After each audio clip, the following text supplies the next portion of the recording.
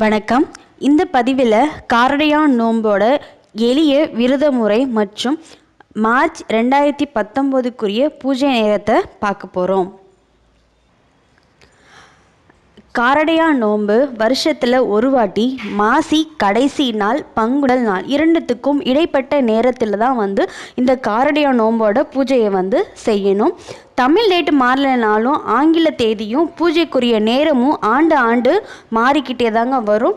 உங்களுக்கு வருஷம் இதை பற்றி தெரியணும் அப்படின்னா நம்மளோட சேனலை மறக்காமல் சப்ஸ்கிரைப் பண்ணுங்கள். காரடையான் நோம்போட மகிமை மற்றும் புராண கதை தெரிஞ்சுக்க கீழே உள்ள டிஸ்கிரிப்ஷன் பாக்ஸில் லிங்க் கொடுத்துருக்கேன், அதை உபயோகப்படுத்திக்கோங்க. இந்த ஆண்டு காரடையான் நோன்பு மார்ச் 15ஆம் தேதி வருது. சில பேர் 14ன்னு சொல்லுவாங்க. 14லேருந்து ஆரம்பித்து அந்த மஞ்சள் சரடு நேரம் அப்படின்னு சொல்லுவாங்க. அது 15ஆம் தேதி காலையில் 5:30 மணிலேருந்து 6:30 மணிக்குள்ளே இருக்குது. அதாவது குறிப்பாக சொல்லணும் அப்படின்னு பார்த்தோன்னா 5:56 மஞ்சள் சரடு அப்படின்னு சொல்லுவாங்க. அந்த முகூர்த்தத்தில் தான் எப்பொழுதுமே நம்ம பூஜை செஞ்சு அந்த சரடை நம்ம கட்டிக்கணும். அதனால் இந்த வருஷம் மார்ச் 15ஆம் தேதி காலம்பரை 5:30 மணிலேருந்து உங்கள் பூஜையை 6:30 மணிக்குள்ளே இன்னும் கொஞ்சம் சீக்கிரம் முடிக்க முடிஞ்சால் கூட முடிச்சுக்கலாம். இந்த நேரத்தில் தான் பூஜை செய்யணும். இந்த வருஷம் எளிய விரத முறை அப்படிங்கிறத இப்போ பார்ப்போம். இது பெண்களும் கன்னி பெண்களும் இருக்கக்கூடிய விரதம். கன்னி பெண்கள் அன்றைக்கி என்ன பண்ணணும் அப்படின்னா காலம்பரையே எழுந்திருச்சு இந்த வருஷம் 5:30க்கு பூஜை பண்ணுற நேரம் 5:30 மணிலேருந்து 6:30 மணிக்குள்ளே. ஸோ காலம்பரி எழுந்திருச்சு வீடெல்லாம் க்ளீன் பண்ணிவிட்டு சாமி ரூம் பூஜை ரூம் எல்லாமே க்ளீன் பண்ணி பூவெல்லாம் வச்சுட்டு இதுக்கு நெய்வேத்தியம் என்ன செய்வாங்க அப்படின்னா காராமணி பயிர் போட்டு பச்சரிசி போட்டு சர்க்கரை போட்டு இனிப்பு அடை ஒன்று செய்வாங்க, உப்பு அடை ஒன்று செய்வாங்க. அது ரெண்டுத்தையும் ஏற்பாடு பண்ணி வச்சுக்கணும். பழங்கள் வச்சுக்கலாம். அப்புறம் மஞ்சள் சரடு நம்ம கட்டிக்கணும் அன்னைக்கு. அது எப்படி செய்யணும் அப்படின்னா மஞ்சள் கயிற்றுல நம்ம கட்டி மஞ்சள் இருக்கும் இல்லையா, அதை நடுப்புற ஓட்டை போட்டு இந்த நூலை அதில் கொடுத்து எத்தனை பேர் இருக்கோமோ வீட்டில் எத்தனை பேர் நோன்பு இருக்கிறோமோ அத்தனை பேருக்கும் அந்த சரடு மாதிரி கட்டிக்கணும். ப்ளஸ் காமாட்சி அம்மனுக்கு ஒரு சரடு ஒன்று வச்சுக்கணும். இதையும் ரெடி பண்ணி வச்சுக்கிட்டு அந்த கட்டி மஞ்சளில் பூவை வச்சு இதையும் ரெடி பண்ணி வச்சிடணும். வீட்டில் காமாட்சி அம்மன் ஃபோட்டோ இல்லை வேறு ஏதாவது அம்மன் ஃபோட்டோ இருந்தால் நம்ம அந்த அம்மன் ஃபோட்டோவை வச்சு இந்த பூஜையை செஞ்சுக்கலாம். அப்படி ஃபோட்டோ இல்லாதவங்க கலசம் ஏற்பாடு பண்ணி வச்சுக்கோங்க. கலசத்தை நம்ம அம்பாலாம் நினச்சி அம்பாளுக்கு பூஜை செய்யலாம். பூ பழம் வெத்தலை பாக்கு மஞ்சள் குங்குமம் எல்லாமே ரெடியாக எடுத்து வச்சுக்கணும். அப்புறம் மஞ்சள் பிள்ளையாரும் பிடிச்சி வச்சுக்கணும். ஏன்னா எந்த பூஜை செஞ்சாலும் ஃபஸ்ட்டு பிள்ளையாருக்கு தான் செஞ்சுட்டு அடுத்து தான் செய்யணும்.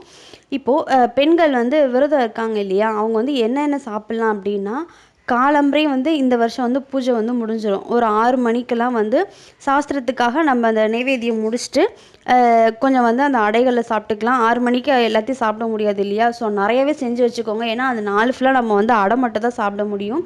அது இல்லாமல் வேறு என்னெல்லாம் சாப்பிட்லாம் அப்படின்னா 10 அப்படின்னு சொல்லுவாங்க. வேக வைக்காமல் எது வேணாலும் செஞ்சு சாப்பிட்டுக்கலாம். அவல் உப்புமா, ஜவ்வரிசி உப்புமா, சப்பாத்தி அதெல்லாம் நம்ம சாப்பிட்டுக்கலாம்.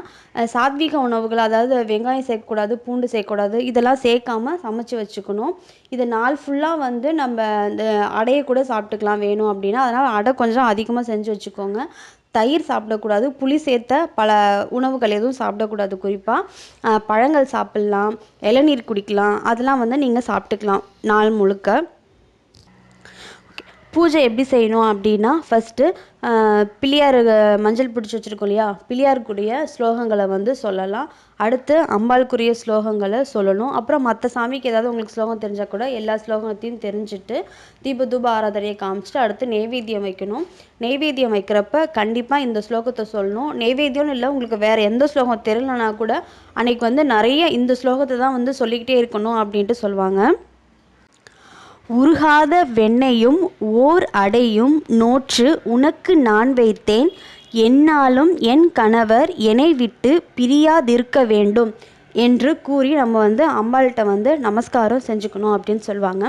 அடுத்து மஞ்சள் சரடு வச்சுருக்கோம் இல்லையா, நைவேத்தியம் முடிஞ்சோடனே அந்த மஞ்சள் சரடை எடுத்து காமாட்சி அம்மனுக்கு கட்டி விடணும். நீங்கள் கலசம் வச்சுருந்தீங்கன்னா கலசத்துக்கு வந்து கட்டி விடணும்.